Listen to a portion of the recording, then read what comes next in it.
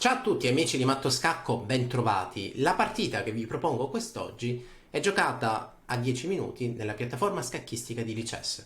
Entrambi i giocatori sono giocatori con un elo prossimo a 2000 punti, quindi c'è una differenza tra, vi faccio un esempio, io qui su questa piattaforma ho un elo prossimo da 2005 fino al 2007 e quindi c'è parecchia differenza tra il mio elo e il loro, e quindi cercherò di vedere un po' come gioca un giocatore con un elo di 2000 punti. Quello che stanno facendo è l'apertura olandese, quindi stanno giocando un'apertura olandese dove il bianco decide di conquistare il centro con C4, fino a qui nulla da ridire, finché il bianco gioca questa mossa che in realtà mi sorprende, non è una scelta abbastanza frequente, non è una scelta per nulla frequente, e l'idea del bianco immagino che sia giocare 4. In queste posizioni sappiamo già che se il nero fianchetta e crea questa struttura, ovviamente vorrà mettere l'alfiere qui, vorrà posizionare l'alfiere in fianchetto in G7 per poi arroccare. La spinta F3 potrebbe essere logica soltanto se il bianco riuscirà a spingere in E4. Vediamo se effettivamente ci riesce, quindi alfiere G7 spinge in E4. Piccolo errore, piccola imprecisione: ogni volta che il vostro avversario ha due pedoni al centro e avete la possibilità di rimuovere uno dei due, dovreste farlo, quindi in questo caso la spinta, o meglio, dopo E4 bisogna senz'altro catturare per poi dire la propria al centro. Probabilmente la partita potrebbe proseguire catturo, lui cattura, gioco D6. Sei alla ricerca di una scacchiera in legno professionale? Vienici a trovare su mattoscacco.com, scoprirai le nostre scacchiere artigianali da torneo. Mentre dopo arrocco E5, che è stata la scelta del giocatore Ulaspo G con 1997, è sicuramente corretta ed è in linea con quello che vi dicevo prima. Abbiamo due pedoni al centro, posso eliminare uno dei due, dovrei farlo, non lo faccio e quindi si prende spazio. Cavallo H5, interessante scelta. Cavallo E8 è sicuramente quella un po' più sicura. Il cavallo al bordo della scacchiera è sempre soggetto a restare senza spazio, quindi in questa posizione tra i piani del bianco ci potrebbe essere l'idea di giocare G4 oppure l'idea di giocare F4 per poi attaccarlo con alfiere 2. Come vedete non ha così tanto spazio. Alfiere G5, pedone D6 e la cattura non mi piace. Direi che da bianco bisognerebbe insistere con F4 per dar fastidio a quel cavallo, così come dicevo prima. Ok, la freccia è venuta male, però l'idea è quella di dar fastidio al cavallo che lì al bordo della scacchiera non sta bene. La cattura in D6 aiuta un po' il nero, perché il nero che ha l'alfiere di fianchetto dovrebbe giocare sulle case nere, quindi aprire, rimuovere il pedone C aiuta senz'altro il nero in questo. Mosse come donna B6, donna 5 sono tutte mosse utili, così come il bianco qui deve preoccuparsi perché è rimasto con il re al centro, ha mosso tanti pedoni, aveva fatto qualcosa di corretto perché aveva ottenuto un piccolo vantaggio di spazio. Vi mostro, torno qualche mossa indietro. Questo pedone mantiene e crea un vantaggio di spazio per il bianco e quindi nel momento in cui lo rimuove ha perso qualcosa. Analizzando questa posizione da nulla, ancora non so come sia andata, e quello che vedo è che il re è rimasto al centro, il nero riesce a coordinare sulle case nere, non mi piace più come prima. Cavallo D5, tentativo di vittoria immediato che potrebbe, anzi sicuramente non funziona, perché questo pedone indirettamente potrebbe essere difeso o controdifeso da questa inchiodatura. Cavallo C6 sembra naturale, donna D2, alfiere per D4. Ok, come vedete qui è successo qualcosa. In questo momento l'idea del bianco, che era quella di conquistare spazio, l'aveva fatto, stava bene, quindi questa idea di F3 che era un po' originale e sembrava essere vincente. Alfiere per E7, il tentativo di vittoria, probabilmente il momento tattico nel quale il bianco dice ok, ti mangio in E7 perché se togli il cavallo ti catturo l'alfiere. In questa posizione arriva un problema.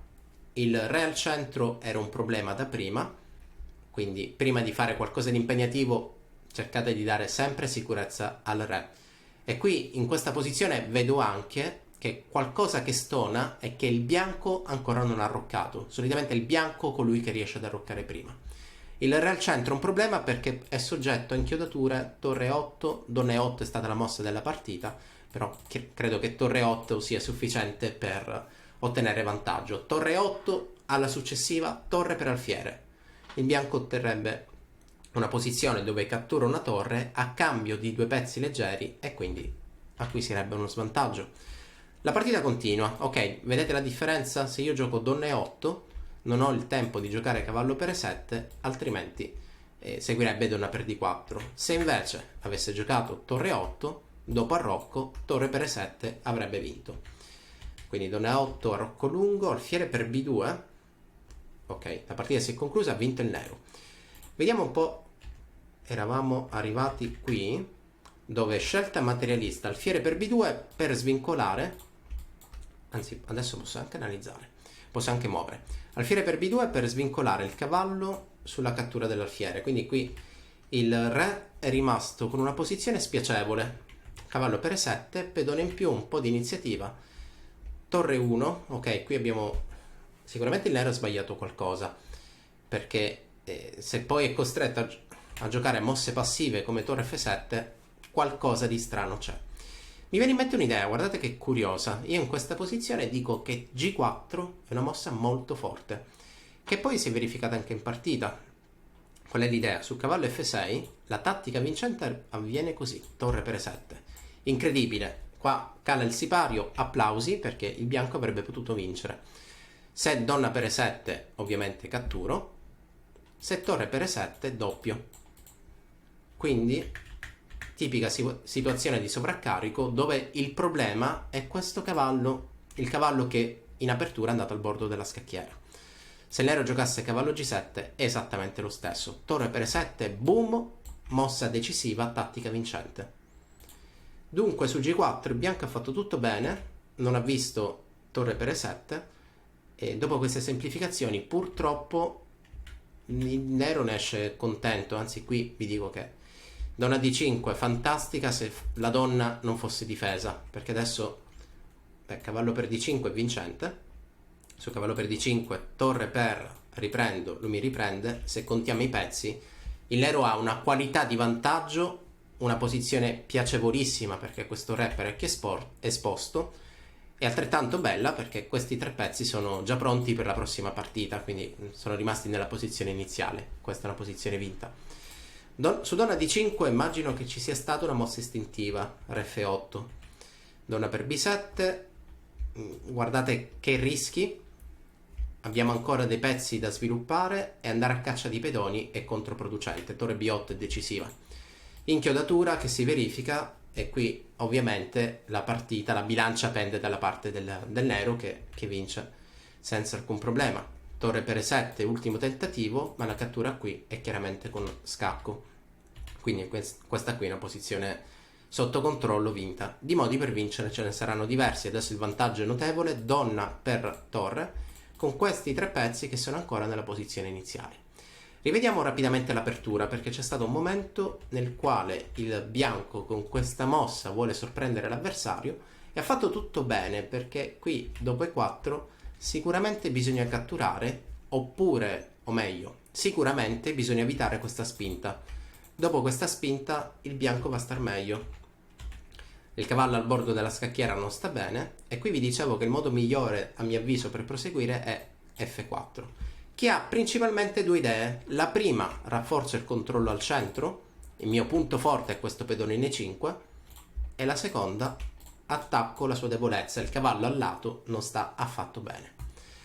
Ok, quindi alfiere g5, d6 è corretta, questa cattura direi dubbia, perché come dicevo prima apre questo percorso che dà parecchio controgioco al nero. La partita è proseguita, cavallo d5 tentativo di vittoria, minacciava la coordinazione su e7, cavallo c6 difende e dopo donna d2 alfiere per d4, alfiere per e7 e qui torre 8 è una mossa che sarebbe stata vincente. Se avete il re al centro i pedoni tra virgolette vanno in secondo piano, correte molti più rischi nel restare con il re al centro rispetto ad avere una posizione con qualche pedone in più, perché qui il bianco anche se recupera il pedone in realtà non se ne fa nulla perché dà tantissimo controgioco. Infatti qui torre 8 avrebbe vinto. La partita è proseguita con questo percorso, dopo alfiere per b2, scelta necessaria, guadagniamo un pedone, però questo alfiere di fianchetto solitamente è il pezzo più forte e chiaramente e il bianco riprende un po' le redini del gioco. Questa tattica è parecchio forte, come avete visto c'era una combinazione vincente. In che modo? Boom, torre per e7.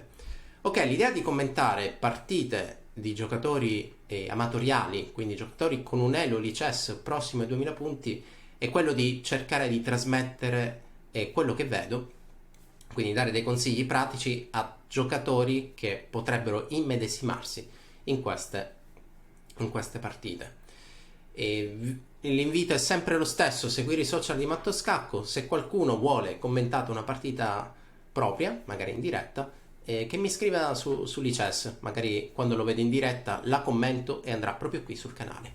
Ciao a tutti e appuntamento al prossimo video. A presto!